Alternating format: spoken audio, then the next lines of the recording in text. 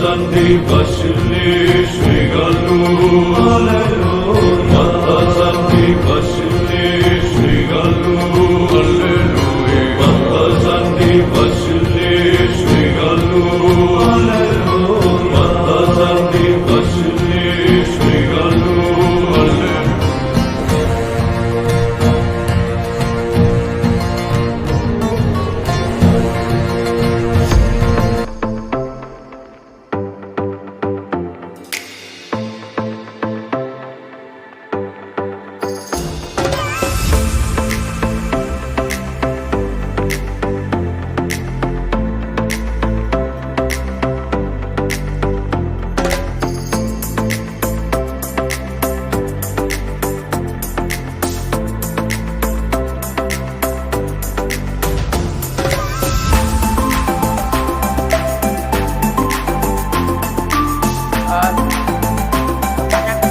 sekarang ini berpusat pada anak-anak dengan harapan suatu saat nanti indeks sekolah ini akan sama secara nasional. Harapannya begitu. Entah kapan. Tapi saya sudah tahu indeks sekolah itu sama secara nasional itu kapan. Insya Allah saya tahu. Nanti kita beritahukan. Jadi nanti Bapak Ibu sekalian, rencananya SNMPTN suatu saat ketika ini sama kan ini dicoret. Jadi satu kan karena sama atas dan bawah. Pemilihan dan pembaginya sama kan berarti satu. Jadi nanti suatu saat seleksi itu hanya bertanya nilaimu berapa, kamu punya peringkat berapa, dan kamu punya prestasi atau tidak. Itu tahun 2020 bertahan sampai kemarin, sampai yang tahun 2022. Nah yang tahun 2023 nanti itu sebenarnya agak prematur. Jadi sebenarnya rumus yang baru ini belum bisa diterapkan di tahun depan karena masih belum KM. Jadi rumus itu memang digunakan untuk KM yang baru ini Bapak Ibu sekalian. Ini rumus yang baru, ini baru bisa digunakan di KM. Kenapa? Karena masih ada X3. X3 itu peringkat. Di KM tidak ada peringkat. Kenapa tidak ada peringkat? Karena anak-anak pemilihannya bukan lagi milih jurusan, tapi memilih kelompok mapel. Di kelompok mapel tidak dikenal peringkat. Karena bisa jadi cuma anak satu, kan begitu nggih. Jadi ini sebenarnya agak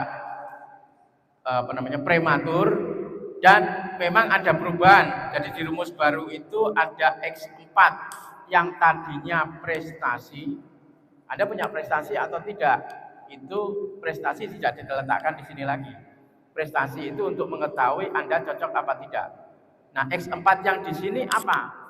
Tadinya rasio alumni SN dan SP itu dijadikan satu. Nah, ini bisa. Yang X4 untuk SN, yang X5 untuk SP. Tapi nanti rinciannya setelah ini Bapak Ibu sekalian.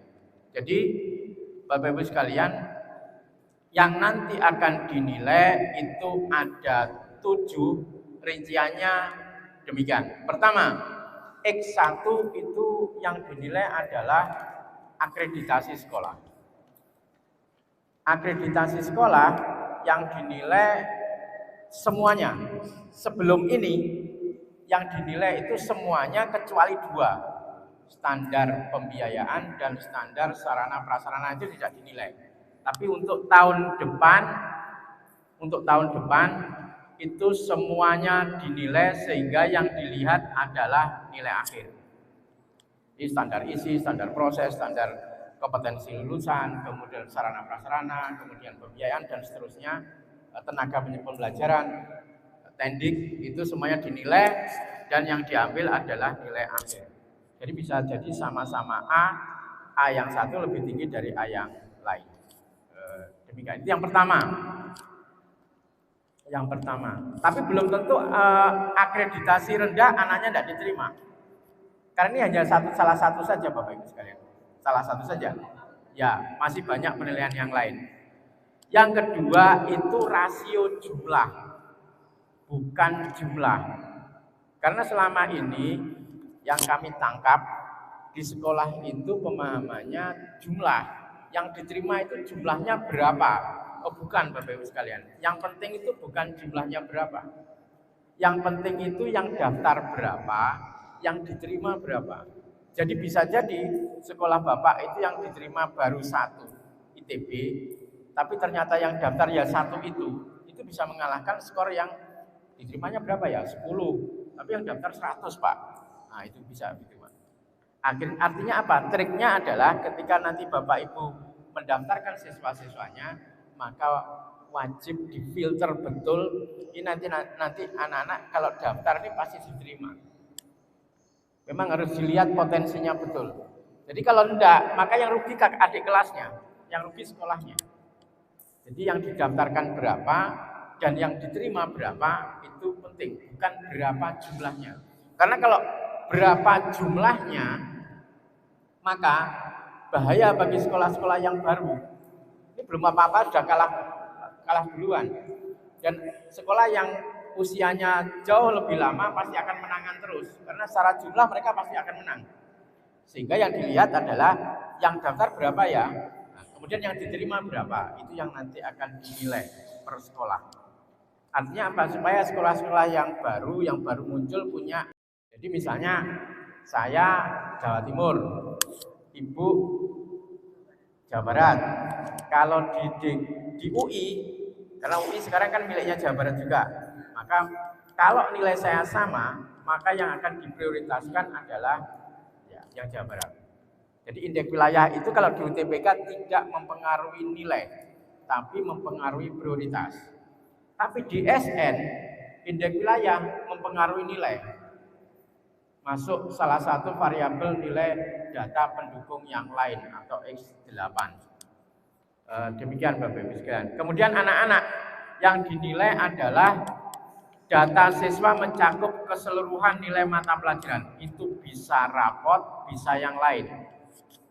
Yang penting di situ adalah ada nilai hasil assessment of learning. Hasil dari assessment of learning. Misalnya rapot, kemudian UNAS. Dulu kan pernah UNAS, tapi karena UNAS sudah anumerta, sudah almarhum, bisa jadi nanti ketika ada AKM sertifikasi, maka AKM sertifikasi juga akan dimasukkan. AKM sertifikasi itu salah satu AKM dari yang 3. Kan yang sudah di launching 2, AKM nasional untuk mengetahui profil kekuatan sekolah sama area perbaikan. Kemudian ada AKM kelas untuk kepentingan assessment as learning dan assessment for learning. Kemudian yang terakhir itu adalah AKM sertifikasi. AKM sertifikasi adalah AKM yang digunakan untuk pembekalan dari sisi literasi dan numerasi untuk jenjang lebih tinggi atau ke studi lanjut, atau ketika anak-anak dituntut kontribusi kepada masyarakat. Jadi ketika anak-anak mulai dituntut untuk pekerjaan N-nya berapa. Sehingga memang pengumuman Mas Nadiem kemarin memang terlalu prematur, tapi ada makna strategisnya supaya kejadian yang di Lampung tidak terulang. Saya tidak sebut universitasnya ya, saya hanya sebut inisialnya saja, Unila. Kemarin kan ada masalah di Unila. Jadi itulah pemicu kenapa ini di. Kalau keluar bukan pulau tapi pulau. Seperti itu yang dibiayai oleh universitas itu, makanya dipastikan kalau jadi banyak mohon jangan memilih universitas yang biasa terlalu kecil. Kecuali kalau mereka tidak mendapatkan itu politik ini.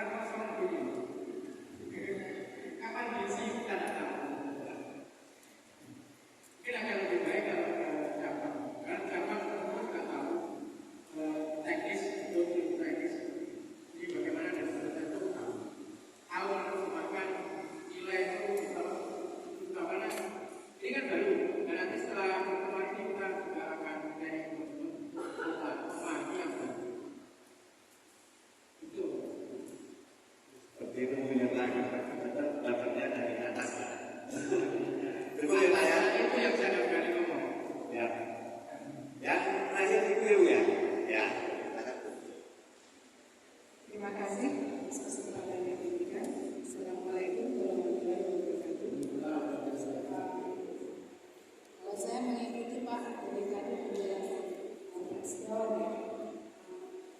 Rasanya kalau semua siswa di kami di seluruh agama, kalau semua kalau semua saya itu dari tadi.